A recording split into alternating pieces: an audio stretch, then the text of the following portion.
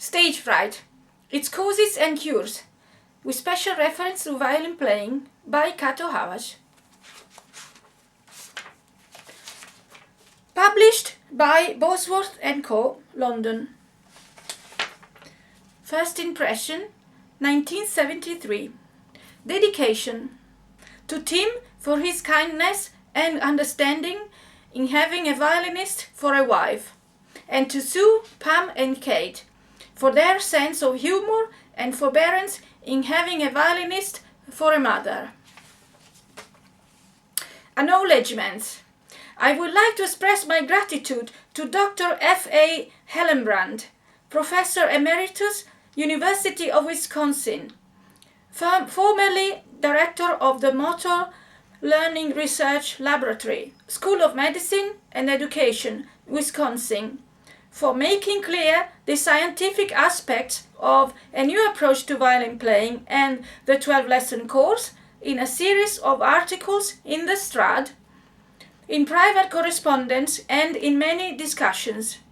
Any misinterpretations in this book of Dr. Hellenbrand's ideas are entirely my own. I would also like to thank Rosemary Manning and Veldes Reison for their helpful and constructive criticism during the preparation of this book, and the many violinists from all corners of the world who enabled me to write it. Drawings by Nicholas Thorne. Introduction. Although I did not know it at the time, the seeds of this book were sown when I was 7. A first recital is always a big event, especially if one happens to be 7 years old. I clearly remember the pink rococo-style tough frock with the matching bow in my hair and the two things that were dinned into me. The first was that I should look on the audience as if they were so many cabbages, and on no account was I to take any notice of them. The second was that I should go on playing no matter what happened. The cabbage idea I did not understand at all. Why should I turn the audience into cabbages when I could hardly wait to play it for them? So the moment I stepped on stage and heard the applause, I forgot all thoughts of cabbages. And I remember to this day the face of the woman in the front row. But I followed the second idea, and when, due to a short circuit, all the lights went out, the performance took place in Transylvania, I dutifully continued with the fasty beat of the Brahms Hungarian dances, even though the pianist did not. By the age of 14, however, I knew better, and at my first recital in Budapest, at the Academy of Music, I would have given a pretty penny for the audience to turn into cabbages, especially when, at the beginning of the Devil's Trill, I saw Hubei, Kodai, Weiner, Dohnányi and Bartók appear one by one on the balcony level with the stage. They had come to find out what the girl from Transylvania sounded like. Hubei, with his long white hair and white beard, not only resisted all ideas of turning into a cabbage, but looked like a dignitary from heaven itself, ready to dole out the most terrifying punishment. So all I could do was to lose awareness, and all I remember is coming to only at the sound of applause at the end. By the age of 17, at my debut in Carnegie Hall in New York, I not only knew that the cabbage idea was useless, but I also knew that one cannot lose awareness at will. What saved me was the heat, the tropical, steam bath kind of heat which only New York can produce. Although it was October, I was too busy trying to stay alive to worry about anything else. However, I also learned from my short but intensive career between the ages of 7 and 17 that stage fright was something completely unpredictable. It would come and shake one to the core at the most unexpected moments. In tiny concert halls, in unimportant places, and yet, when most expected, it might remain absent.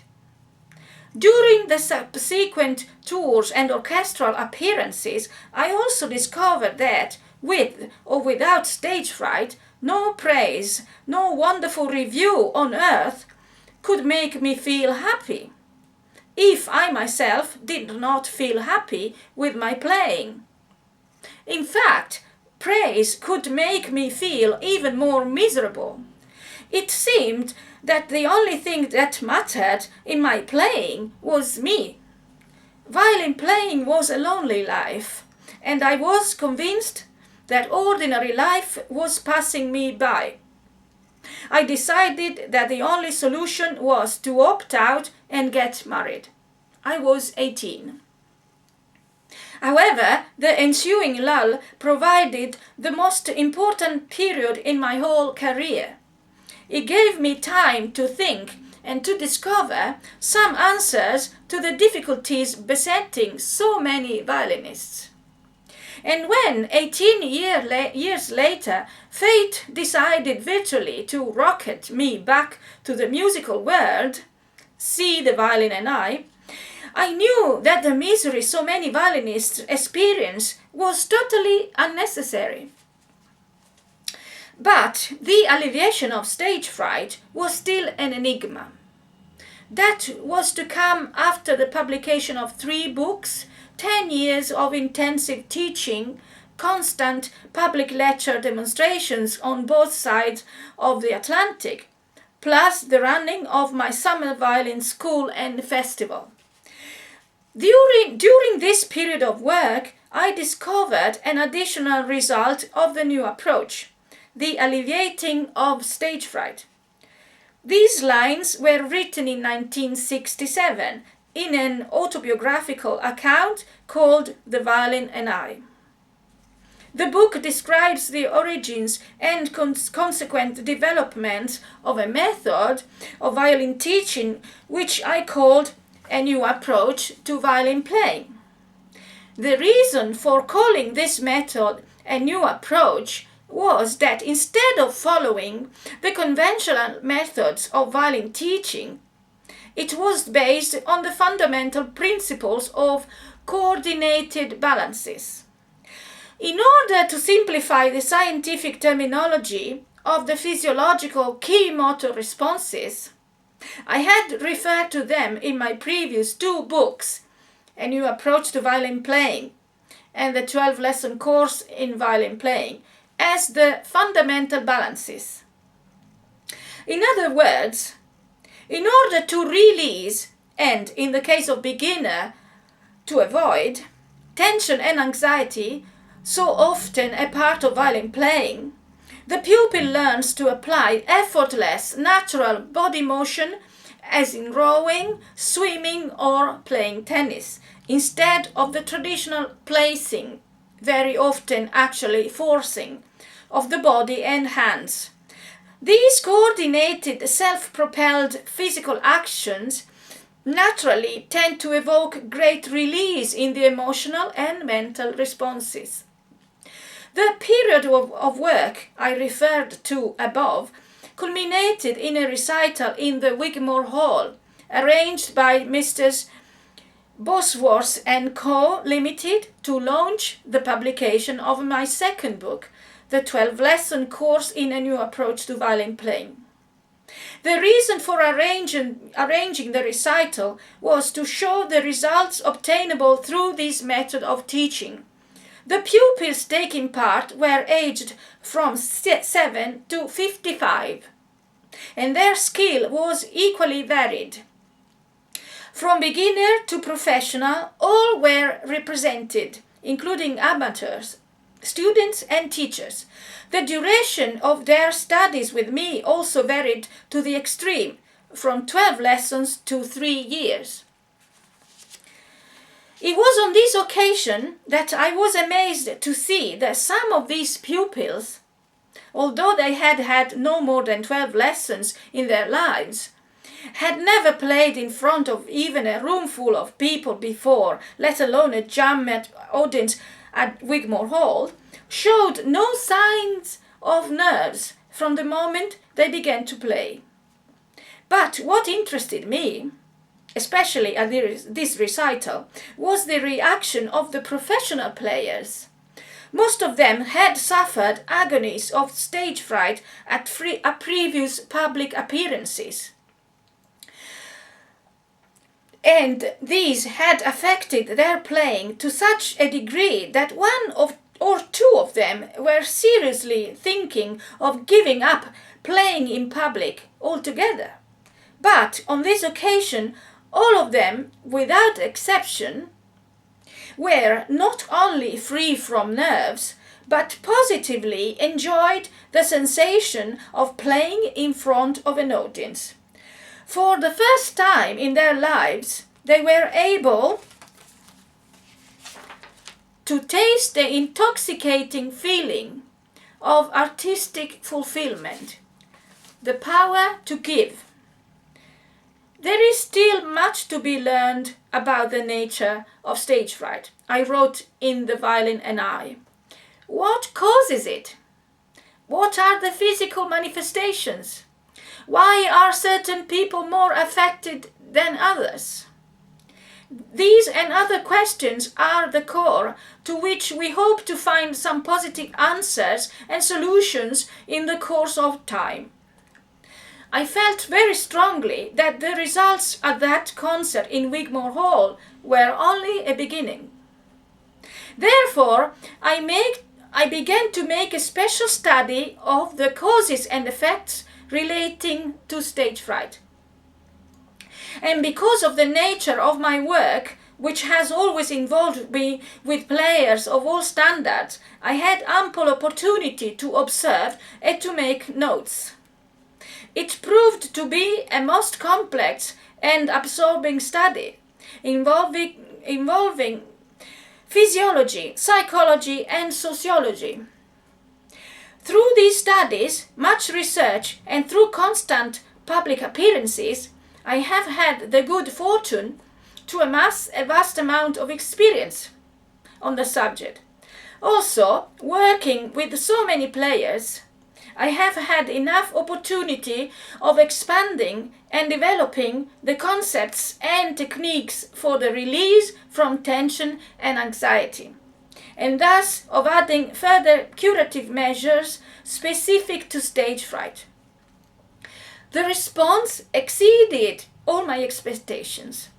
And when at the Mannes School of Music in New York, practically the whole audience lined up to get a first-hand experience on the point in question, I was forced to remind them that they were attending a lecture demonstration and not a Billy Graham meeting. It was this overwhelming response to the possible alleviation of stage fright, which met me on every occasion, that finally decided me to put my findings down on paper. Most of the training on how to release tension and anxiety, which I am going to discuss in the following chapters, applies to all performers on any instrument.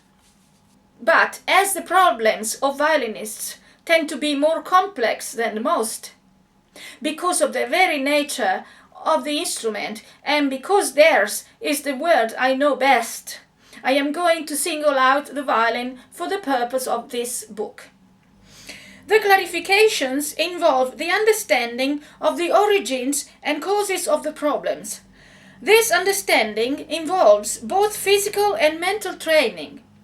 It entails the re-education of our attitudes to the physical movements in handling an instrument. It involves understanding what communicative music making consists of and what artist-audience relationship is all about. And now, after years of constant testing and observation, I feel justified in stating that with training, understanding and application, stage fright can in fact be cured. So I am really back where I was at the age of 7. But what I only sensed then, now I know. That there is no such joy in the whole world as when one can give to an audience without the burden of stage fright. I only hope that through this book, my long road of experience might prove to be of some help to my fellow violinists.